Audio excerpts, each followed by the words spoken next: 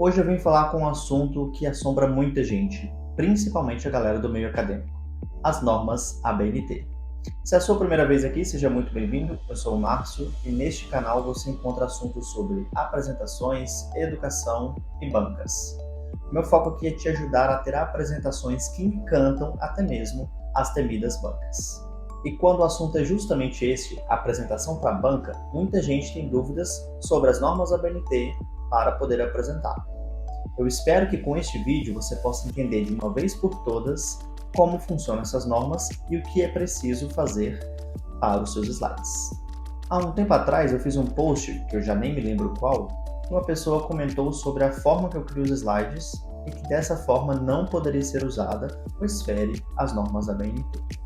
Para a faculdade, normalmente é solicitado apenas slides na ABNT, o que acaba tornando tudo padronizado do início ao fim, com um tédio infinito. Mas enfim, é o que as faculdades solicitam para te dar uma boa nota. Conclusão? Os slides mais dinâmicos, onde chamam uma maior atenção, não são bem vistos pelos avaliadores. Aí eu decidi conversar com um velho amigo meu, o ChatGPT, e perguntei para ele qual que era a principal função das normas ABNT na criação de slides. E ele me disse o seguinte: as normas da ABNT, Associação Brasileira de Normas Técnicas para a Criação de Slides, têm como principal função garantir a padronização e a qualidade das apresentações visuais, facilitando a compreensão e a comunicação eficaz das apresentações. Bom, considerando a padronização que a gente conhece das apresentações do meio acadêmico, a moça que comentou o meu Instagram, ela não estava de tudo errada não. Os slides ABNT tornam tudo padronizado do início ao fim. Um tédio infinito. Mas beleza, o ChatGPT também não me convenceu. Vamos buscar então as informações no local onde realmente importa, no site das normas ABNT.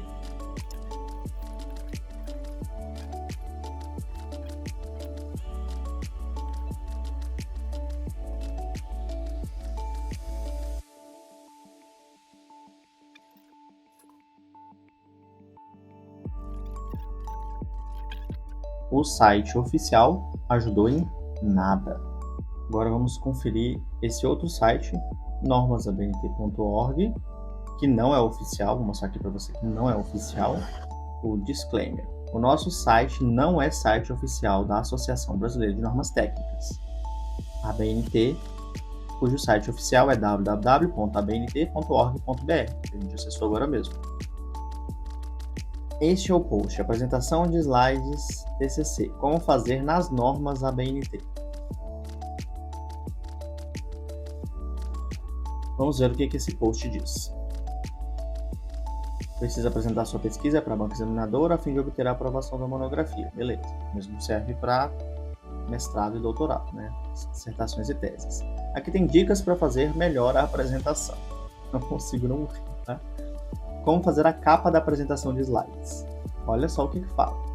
Para fazer a capa de apresentação de slides, não há regras específicas estabelecidas pela ABNT, como tamanho de letra e espaçamento. Portanto, é necessário somente usar a sensatez e preparar textos com letras visíveis, nem muito pequenas e nem muito grandes, e um espaçamento razoável entre as linhas. A nossa recomendação é que utilize um tamanho entre 14 e 16. Gente, isso aqui é muito pequeno.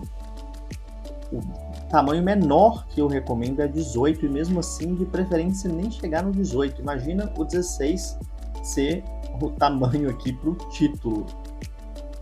Não, mas ok. Então, pode ver que não há regras específicas. Beleza, o que mais que ele fala aqui? Basicamente, qual a sequência exata da apresentação? Segundo as normas ABNT, isso aqui? Não, é segundo o que a gente já faz mesmo da parte textual. Então, o que ele vai falar aqui? Falar do tema, justificativa, problema, objetivo, revisão da literatura, metodologia e consideração final. Isso é o normal, né, de um trabalho científico. Beleza, e aí o que ele fala aqui? Dicas para ter uma boa apresentação de slides. As dicas que dá: utilizar fundo de cor branca ou clara, o velho preto e branco é uma excelente opção se você quiser fazer com que as pessoas durmam. Ok, não colocar muito texto. Tabelas, arquivos e fotos de boa qualidade, ok. Evitar usar muitas cores na apresentação de slides. Ok, muitas cores eu concordo, mas é importante ter cores, sim, cores que combinem ali com o tema que você está apresentando. Mas cadê a outra informação aqui que eu queria? Era em relação às fontes. Aqui. Recomendamos também que não use letras muito diferentes do habitual, ou seja, modelos exóticos que dificultam a leitura do texto. Concordo, né? Evitar usar fontes que sejam difíceis de ler, beleza. Aí aqui sugere, busque por fontes mais comuns, como Arial, o Times, ou qualquer letra que seja de fácil visualização. Arial e Times é o básico de texto. A apresentação vai mais uma vez remeter a algo boring, totalmente chato. E isso daqui também prova que o ChatGPT não estava certo, não. Não existe normas ABNT para criação de slides. Ele tirou essa informação, provavelmente, do código.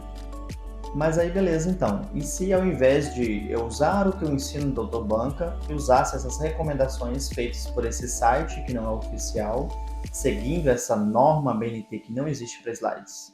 Meu slide teria ficado dessa forma aqui. Com isso, a minha apresentação deixaria de ter esse caráter único, ela ia ser mais do mesmo, mais uma apresentação chata de defesa que ninguém espera ser interessante e estariam ali apenas para poder dar um apoio moral aos meus amigos e alunos que assistiram ou porque precisavam de fato estar ali para avaliar, no caso, a própria banca.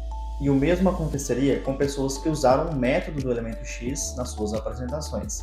Se elas tivessem seguido essas possíveis regras, elas não teriam capas de apresentações específicas para o que elas apresentaram. Este foi um trabalho apresentado para uma empresa lá no País de Gales, e talvez ele não tivesse gerado o emprego conquistado pelo João. Este outro foi um trabalho apresentado na defesa de um mestrado, e talvez ele não tivesse gerado uma certificação de destaque para a Daisy. Já esse outro trabalho aqui, ele foi apresentado numa qualificação de doutorado, e talvez ele não teria sido tão elogiado pelos membros da banca, como no caso da Claudineia. Essa foi uma aula apresentada para uma banca de um processo seletivo, e talvez ela não teria rendido o primeiro lugar na prova didática e garantido a vaga de primeiro lugar para o vinho.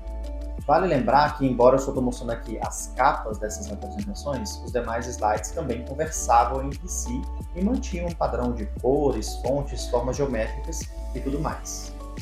Mas beleza, Márcio. Se não tem essas regras, então de onde surgiu tanto professor enjoado querendo normas ABNT nos slides? Para você entender melhor, deixa eu te contar uma história. Você já ouviu sobre leite com manga fazer mal? Se sim, você acredita nisso? Esse mito vem lá da época da escravidão. Sabe como era naquela época, né? Fazendas enormes, cheias de pomares, cafezais, criação de animais e, infelizmente, senzalas. E olha, não pense que a vida do escravo era barata para os barões. Apesar dos cuidados serem mínimos, eles ainda precisavam alimentar essas pessoas, mesmo que fossem com restos de comida e partes indesejadas. E sim, contém ironia nessa parte, só para ficar claro. Mas sabe como é, né? O pessoal dava um jeito.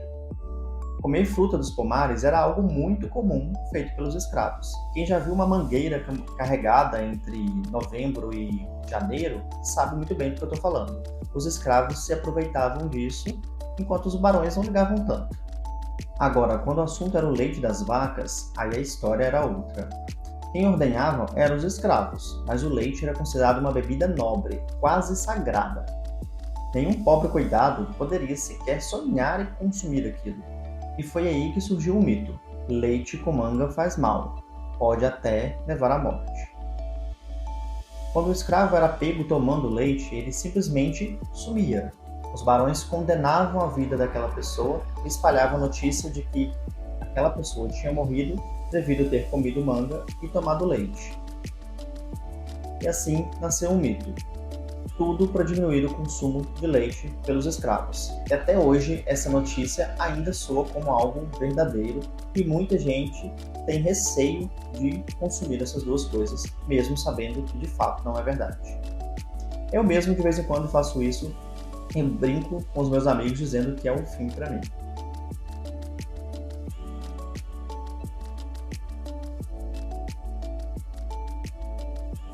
De modo semelhante, mas menos cruel, quando a chegada do PowerPoint para as defesas e apresentações, alguém chegou à conclusão de que devíamos usar as mesmas normas que a gente usa nos textos, as normas da BNT. E esse mito foi então passando de geração em geração, e por isso a gente acredita até hoje.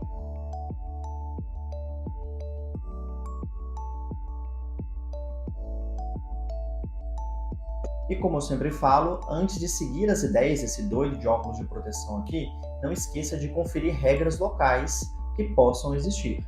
Se houver algo documentado de fato que exija regras da BNT na sua apresentação, faça. Do contrário, aproveite as suas chances de dar maior relevância para o seu trabalho, com apresentações que trazem vida para a sua pesquisa, reunião, venda, ou seja lá o que você estiver apresentando. As normas da BNT elas são fundamentais, mas para trabalhos escritos, não se encaixa em apresentações. O que eu ensino para os meus alunos vai além dessas normas do BNT e do design somente.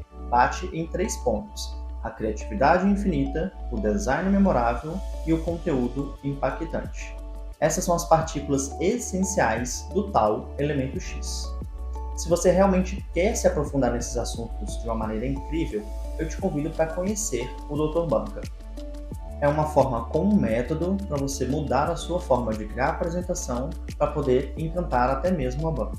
Mas, se você ainda não acha que é o momento para isso, eu peço apenas que você deixe o seu like aqui e comente o que você achou desse vídeo. Eu adoro ler o que vocês acham. E se esse vídeo te ajudou, eu recomendo o próximo vídeo, onde eu posto com mais detalhes o meu slide da minha tese de doutorado, sem usar normas da BNT. Muito obrigado e até semana que vem, se eu não der um revertress por causa do leite com manga para esse vídeo.